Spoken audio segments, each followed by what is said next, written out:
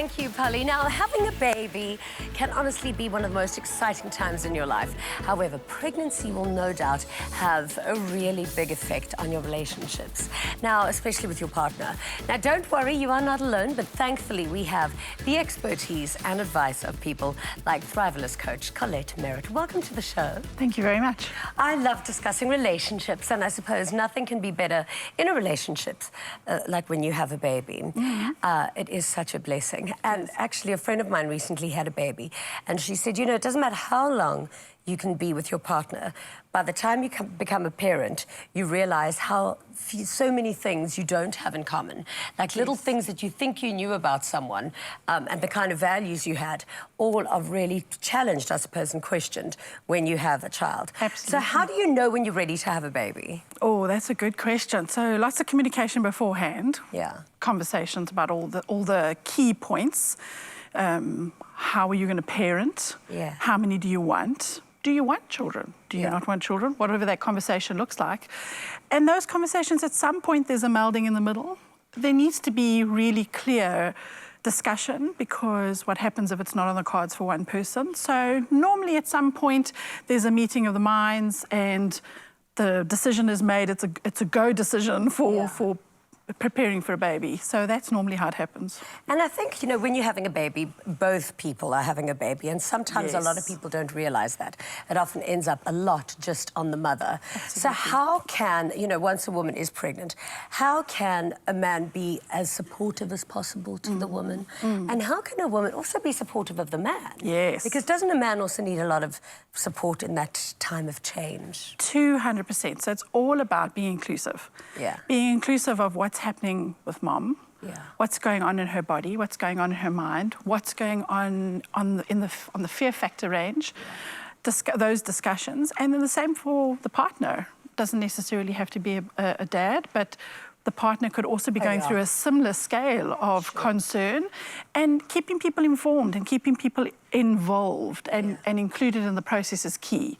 So taking them along to scans, that's a given. Discussions about babies and baby names and how are we going to be doing these things. Hopefully those conversations have happened beforehand. A great one for including partners is research. Partners often love to do the research.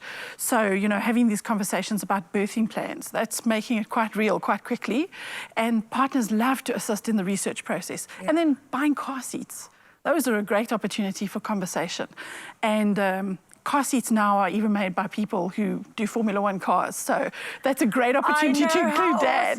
Awesome. Absolutely. So car seats, every conversation that you have in every other day is amplified when you're pregnant, when you are preparing for a baby, from both sides. Yeah.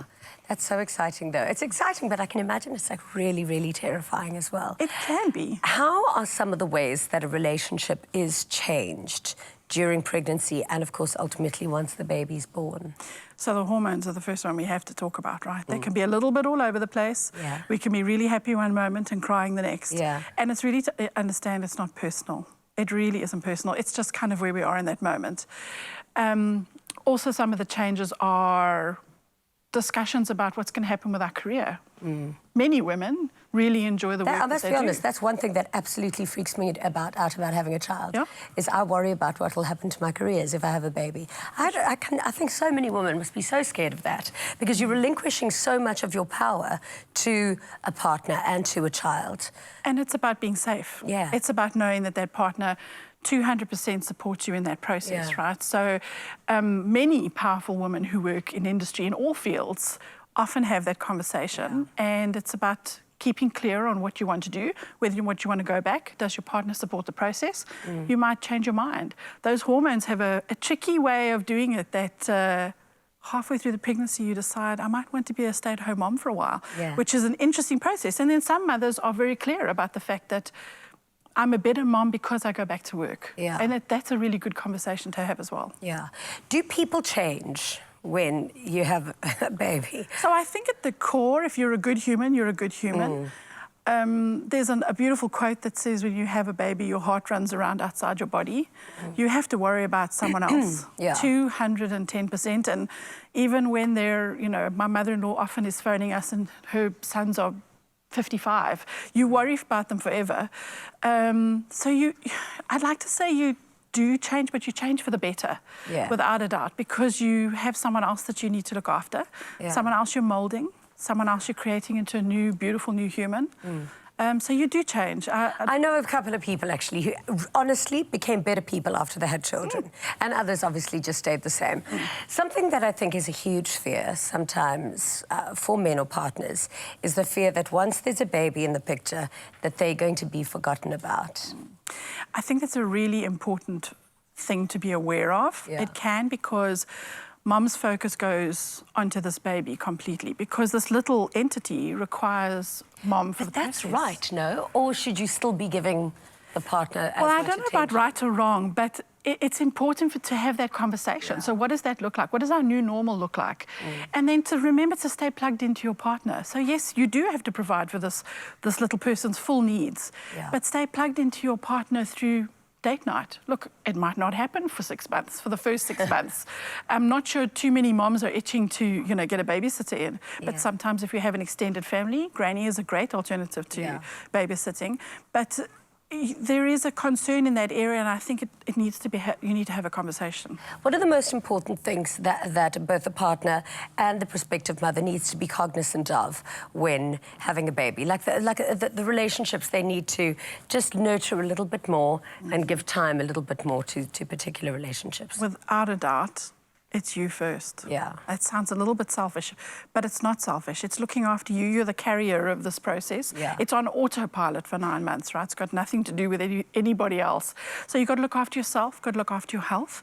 Then your partner. It's important to keep them as plugged in as we can. And then I would say, Mom, it's not always an easy relationship, but to go back and have conversations with your own mother about or your mother-in-law. You might have a fantastic relationship with your mother-in-law. Go back and have conversations with those people and include the grannies. There is a lot to be said for multi-generational raising of children. It does indeed take a village. So those are really important. And siblings, aunts and uncles that are involved in the process, it's a beautiful thing. It is a beautiful thing. And of course, we are diving straight into Pregnancy Week. It's so sweet. It's making me broody. How about you, Pali?